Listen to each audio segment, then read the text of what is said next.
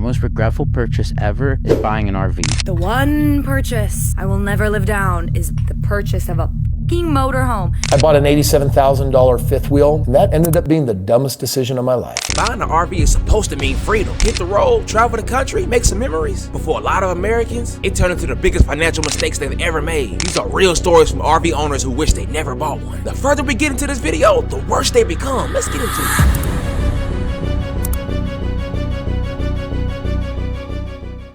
Are you thinking about living in a camper? If so, here's what you expect and the reality. Let's start with peace and quiet because we all need that at some point in our life. It's going to be so peaceful, just me and nature, and the sound of birds chirping. Well, the reality is you don't get that every single time. Like me, for instance, we live next to a busy street. Another expectation is space. I'm gonna have so much space and I'm gonna be so well organized, but the reality is you will bump into something all the time, and you will have to get used to living in a tight space. For example, this is our closet and I can hardly get through. Our washer and dryer hookup is in here. I couldn't imagine doing laundry in here with no space. Another expectation is every day will feel like camping. But the reality is you'll be fixing something for the 100th time. And if you move often, you know you need to check for loose pipes. And we still have to work a full-time job, as well as getting daily chores done in the camper, like doing laundry, cleaning up after your dog, and so on. So trailer life isn't always what people think. Damn! He kept it real. This next lady's gonna keep it even realer.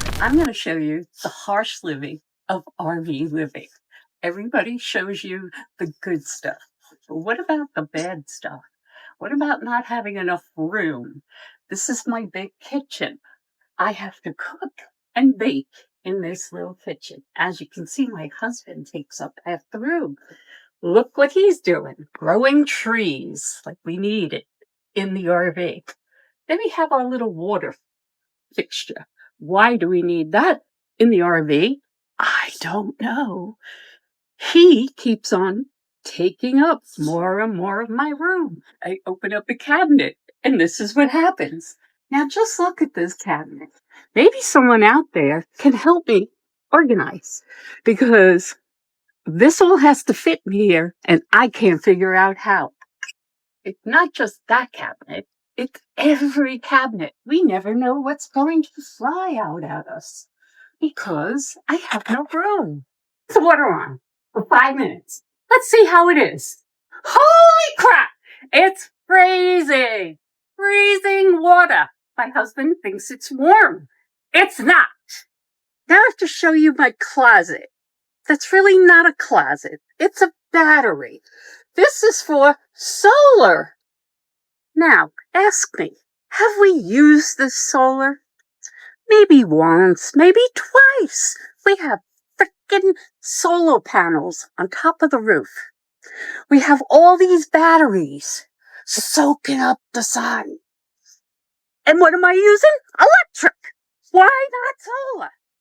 A refrigerator.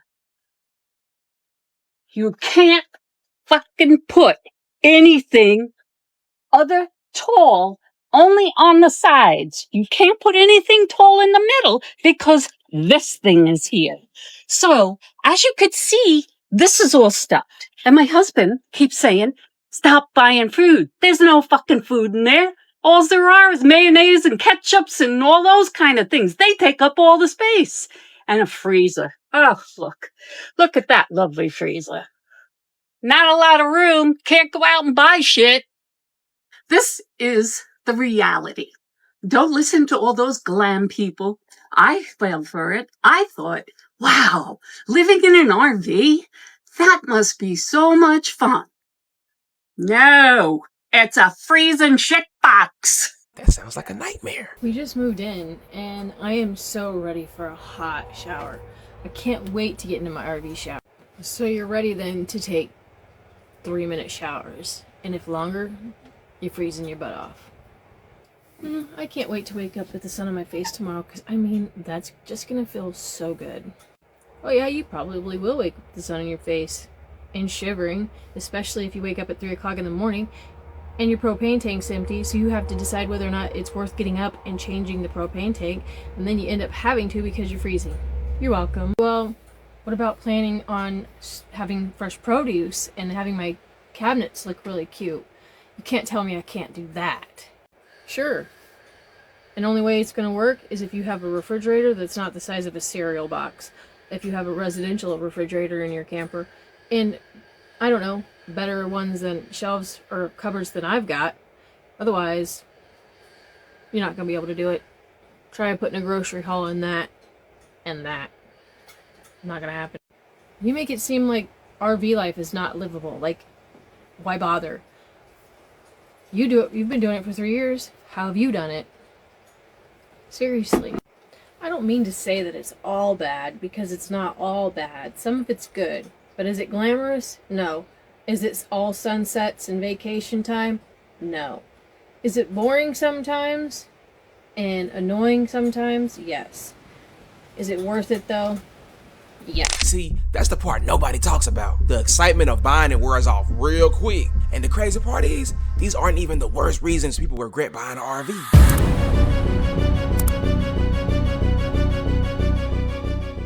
If you think owning an RV just gonna be you getting in there driving around, humming around, looking at the world all cheap and just carefree, think again. This next guy's gonna break it down. Talk to him, Jeff. No, I don't know if his name's Jeff or not, but... Hey, new RVers. Let's get real. The cost of RV ownership isn't just the sticker price on that shiny rig at the fall RV show. Too many first-time buyers focus only on the monthly payment, and then they're shocked when the real costs of RVing start rolling in. Here's what you need to know before you sign anything. Maintenance. Tires alone runs hundreds of dollars each, and they don't last as long as car tires. And don't forget about those bearings. They'll need maintenance too. Add in sealant checks, brake service, and roof inspections, and it adds up fast. Fuel? Whether you're towing or driving a motorhome, your miles per gallon will be a shock. 8 to 12 miles per gallon is pretty common. That weekend trip can turn into a $100 fuel bill in a hurry. And depending where you live, even more than that. Then there's insurance. RV insurance can run higher than people expect, especially if you're a full-timer. And don't forget roadside assistance, because a tow for a big rig isn't cheap. Campground fees? Everyone loves the idea of parking in beautiful resorts, but premium spots can run $80 to $120 per night. Even basic campgrounds can add up if you're on the road often. State parks are a cheaper option at around $40 per night. Then there's upgrades in gear. Here's the one nobody talks about. When you buy your first RV, it doesn't come with all the essentials. The sewer hoses, water filters, surge protectors, leveling blocks, and all the gadgets you want too.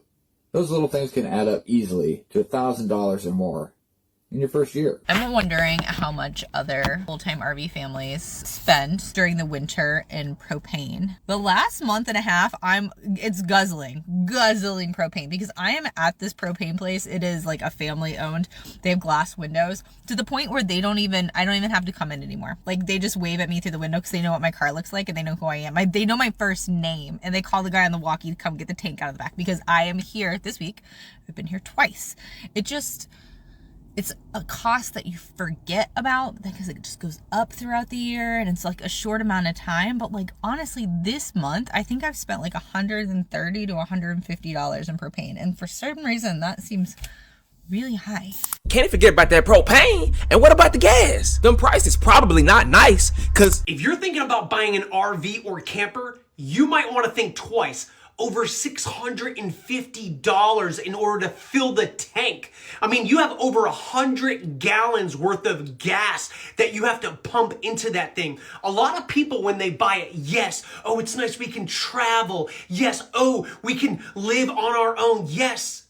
But until you have to fill this thing, I mean, that's half of what some people pay in rent, literally just for gasoline. So yes, the thought about it is nice, but if you've been debating whether or not you want to buy one or not, think twice. I never realized how expensive it was to fill a tank on an RV or camper like that. And even when people buy boats, yes, it's great to have a boat, but once you factor in all these other costs, gas prices going out in the ocean, or if you live on a giant lake, insurance, all these other things, makes you want to think twice. But what are your thoughts in the comments below? Did you know it cost literally that much money to fill a tank in an RV?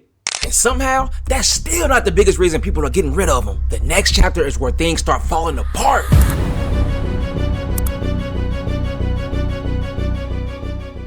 I mean, the unfortunate part is if there ends up being more leaking and we have to move out again, I mean, we just spent $1,000 on the Airbnb. So we're pushing close to $10,000 just for this repair. I just feel emotional right now because that's a lot of money. Like that's our part. In my head, I'm just like panicking. All right, deep breath.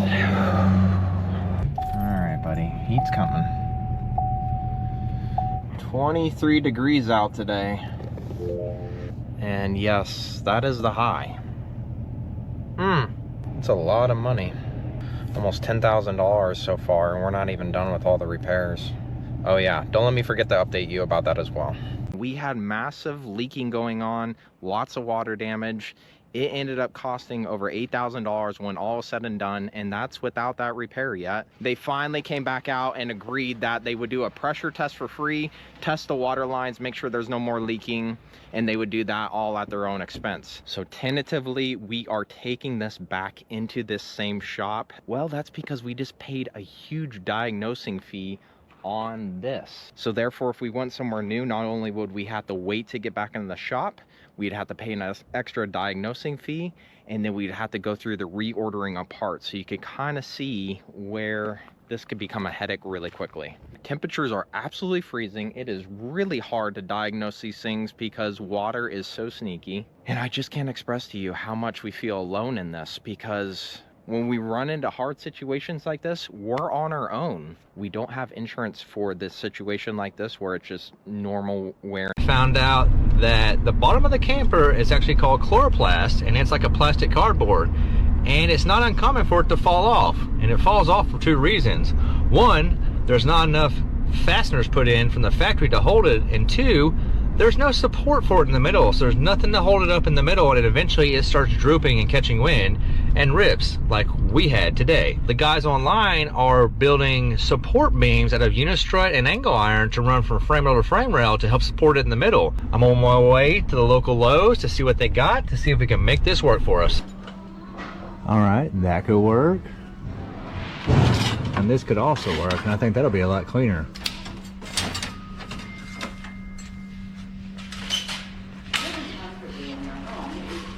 Looked like Lowe's had something that's gonna help us fix our problem. I found some aluminum 1.25" angle iron, so I got 4 pieces, 8 feet in length, and I think that'll do the trick. So what'd you get?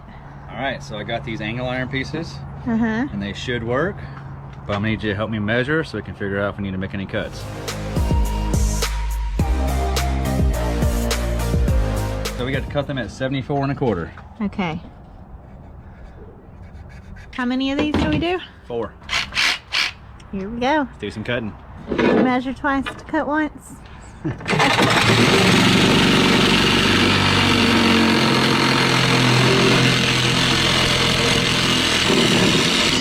So now that they're cut, what are we doing? All right, we're gonna drill some holes. Yeah. So we can run our bolts through them. How many holes did you decide we need? I'm gonna do 2 per side.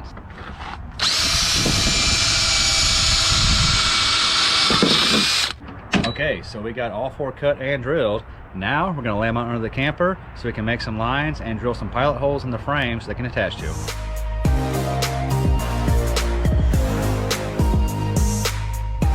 We found mold under our mattress, and here's how we fixed it. First, we threw away the mattress because it did have mold on it. Then we bought this primer that actually kills the mold and seals it all in so that you don't have to replace the wood. The wood wasn't rotten or anything, so this was okay for us, but it depends on how damaged it actually is. We did buy a new mattress. Probably the most important step is we bought these mats that allow airflow under your mattress. They just piece together like a puzzle. As you can see, they have these legs on them so that the mattress isn't down flat against the wood. We had previously tried just drilling holes through the wood, as you can see, but that wasn't enough airflow and our mattress still got moldy. We also found a small leak by the window, which caused the mold situation to get even worse. But it's all fixed now. We've sealed the bed with primer, put these mats underneath it, and bought a new mattress. This is just a mattress in a box off Amazon, but it looks pretty good to me, and any mattress is better than a moldy one. Problem solved. Ryan and Brian are frustrated that no one seems to know how to fix their new camper van. We don't want a payout. We don't want a replacement van. We want this van, and we want it to work. Welcome to the channel. I'm Liz. I get people the help they need when they're stuck in an RV nightmare. That help includes factory repairs, extended warranties, and over $2 million refunded to customers.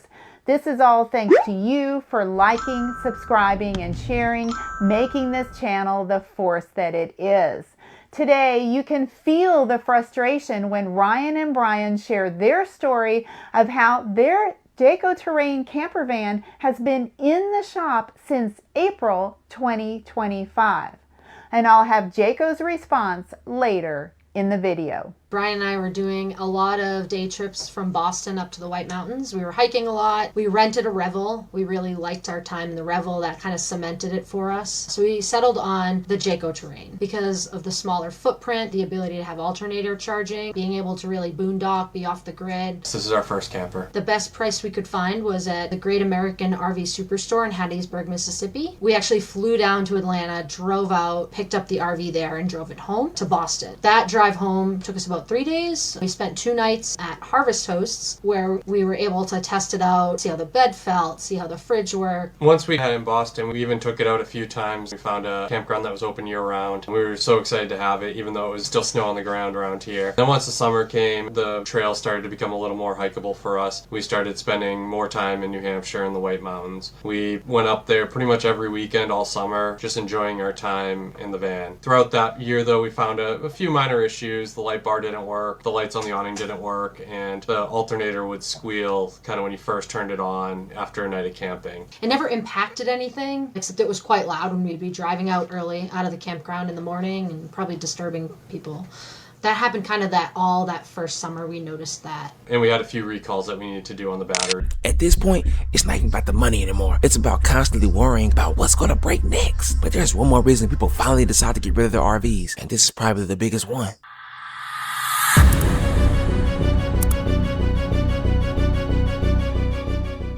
Today, Candy and Ronnie share the heartbreaking story of how their RV dreams quickly soured and then Forest River voided their warranty. This is our third RV. It is the biggest RV yet. We purchased this to live in this on our almost 6 acres that we have, being able to gather as a family, whereas we couldn't do that in our smaller RV. Also with a residential stove, that would afford me an opportunity to launch a cottage food business to bake goods and sell them. Those were all key selling points for us. We began an internet search for this specific model within a price point that we could afford. Most of these newer RVs come with on-demand. That was a little scary for us. And so this dealer made me less anxious to have that system in here. And that's why I settled with them. They took the time to answer my questions.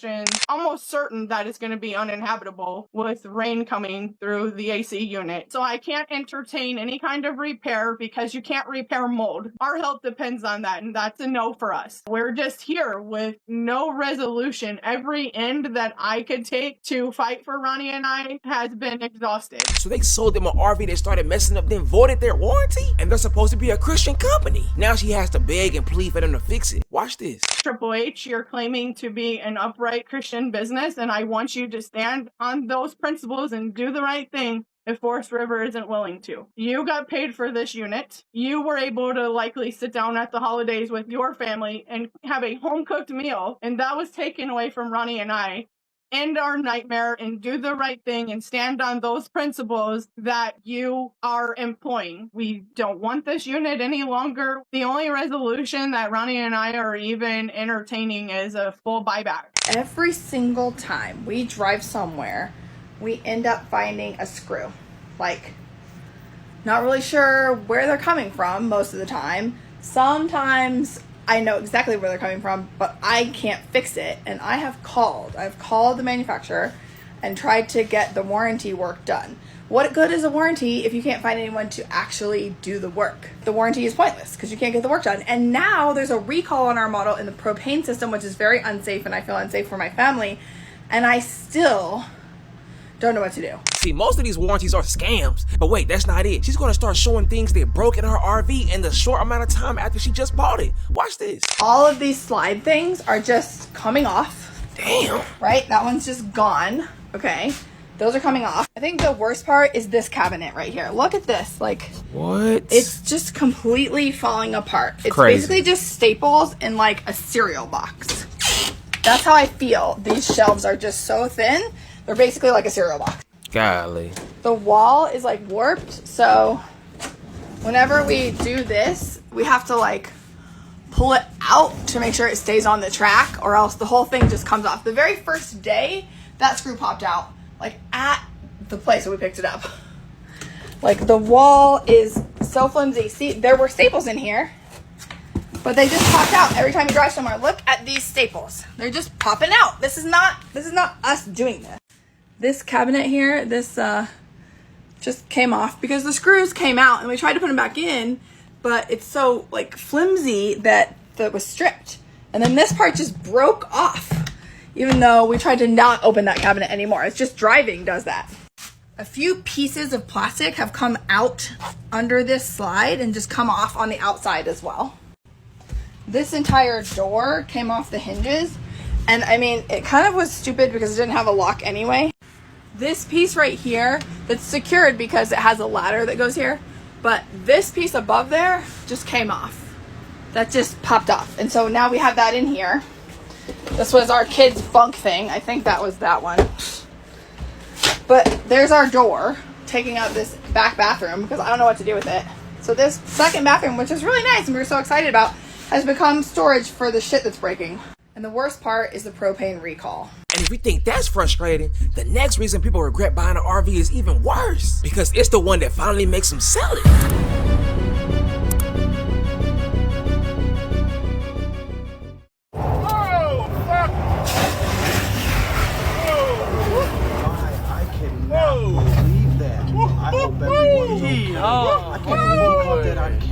And that's nothing. This next clip, RV got stuck.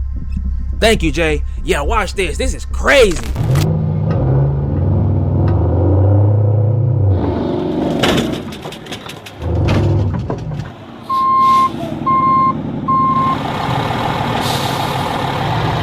That's wild.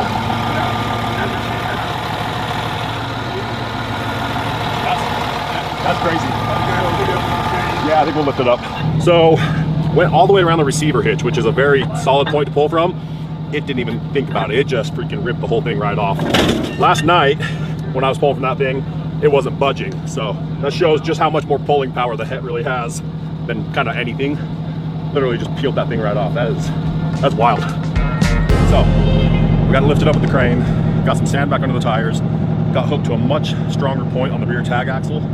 So now I'm gonna hit it with some baby bumps and it should come.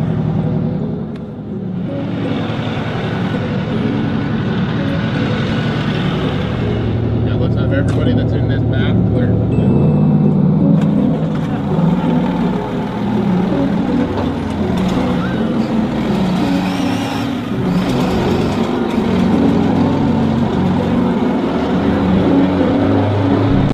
These crazy things happening has people quitting RV life. Never thought I'd be saying this, but RV life is a scam, and after everything, we're quitting. We thought it was supposed to be about travel. We thought it was about a cheaper way of living.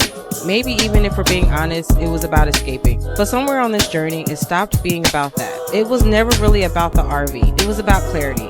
So yes, we're quitting the RV life because we're choosing to live. Don't buy an RV. What's your plan? Oh, I'm gonna be an explorer. I'm gonna be a real-life road cowboy. I'm gonna carry my poop around everywhere I go. RVs depreciate worse than BMWs. An RV is a house payment that has no equity. An RV is a $120,000 statement. I'm old, I've spent my entire life being inconvenienced, and now that we're on this US numbered highway that's 2 lanes, I'm gonna inconvenience everyone else by going slow. I've waited on people my whole life, and now it's time for them to wait on me. God, I hate RVs. You know what's better than an RV? What's a million times better than an RV? A Hampton Inn hotel room anywhere. Oh no, you see, an RV is about the culture. You know what the culture is? Parking in a Cabela's parking lot, or maybe a Walmart, or if you're lucky, one of those RV campgrounds, so you can be around other weirdos and people fleeing from something. It honestly burnt me out. And on top of that, the math just wasn't mathing anymore. And it's honestly unfortunate because the whole purpose that I got into the trucks was to tow my RV. That was literally the sole reason. I got rid of my Audi TT RS and my F250 for my 2500, and then I got rid of my X5M for 3500 and blah, blah, blah. That's besides the point. I am going to start that content again as I am planning to take a trip. That's why the RV is here. But, you know, I'm going to keep it 100% real with you guys. These RV sites are overcharging, and the diesel prices those are just ridiculous right now. The fuel prices, that's pretty recent, but the RV site prices, they've been upping them and upping them and upping them, you know, like since I've honestly started this stuff. Basically what I'm getting at is if I wanted to take a trip to Florida right now and I were to map the cost of taking the fifth wheel or just staying in an Airbnb, it's going to be pretty freaking close on which one is going to be more expensive. You have monthly RV sites charging over $1,000 for monthly stays, and then you still got to pay the electricity. You can definitely get some Airbnbs for that same price, if not cheaper, you know, and now we're comparing living in a trailer compared to living in a home. And the last thing I'm going to say is when you map out the price of, say, an Airbnb, like if I was going to take a trip to Florida, I was going to fly there, the price is pretty much the price.